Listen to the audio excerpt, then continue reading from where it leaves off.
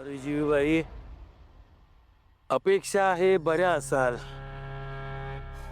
नाही आता तुम्हाला पैसे कमवून देणारे यंत्र तुमच्याकडे नाही, नाही का?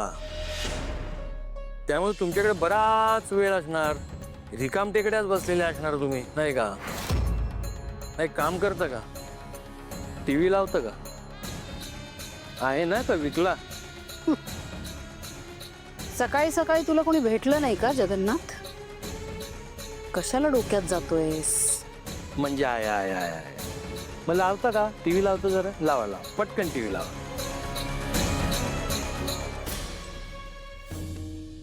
रूपम कॉस्मेटिक्सचे CEO सारंग मेहेंदळे यांनी काबड खांद्यावर उचलून आपल्या आजारी सासू सासऱ्यांची वारी पूर्ण केली.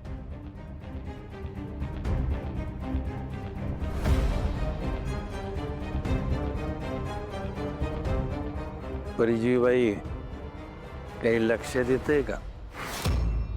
सारंग आणि सावलीचं नातं आता बहरत चाललंय. आणि आता काही फार काळ सावली सारंगपासून तिचं सत्य लपवून देऊ शकत नाही. तुला जेवढा विश्वास आहे ना जगन्नाथ, त्याच्या कैक पटीने मला सावलीवर विश्वास आहे.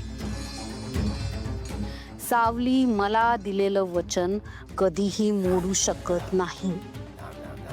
आणि राहिला प्रश्न तुझा, तू आजवर या भैरवीला उद्ध्वस्त करण्याचे, संपवून टाकण्याचे खूप प्रयत्न केलेस, पण काय झालं? तुझे आजवरचे सगळे प्रयत्न फोल गेलेत आणि यापुढेही जातील. कळलं ना? त्यामुळे असं दिवसा ढवळ्या दिवा स्वप्न बघणं बंद कर जगन्नाथ. कळलं? ठेव आता फोन.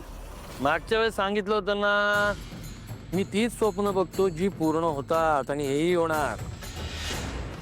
त्यात तू काय मी काय, जगातलं कोणीही हे थांबवू शकणार नाहीये. आलं लक्षात? मी सारंग आणि सावलीच्या आनंदी संसाराचं स्वप्न बघितलं होतं, ते पूर्ण झालं. आता अजून एक स्वप्न बघतोय, ते म्हणजे तुझं साम्राज्य कधी उद्ध्वस्त होईल, त्याला कधी एकदाची काडी लागेल, ते स्वप्न बघतोय. त्यामुळे आपले शेवटचे दिवस मोजायला तयार राहा. कळलं का परजीवीबाई? ठेवा फोन.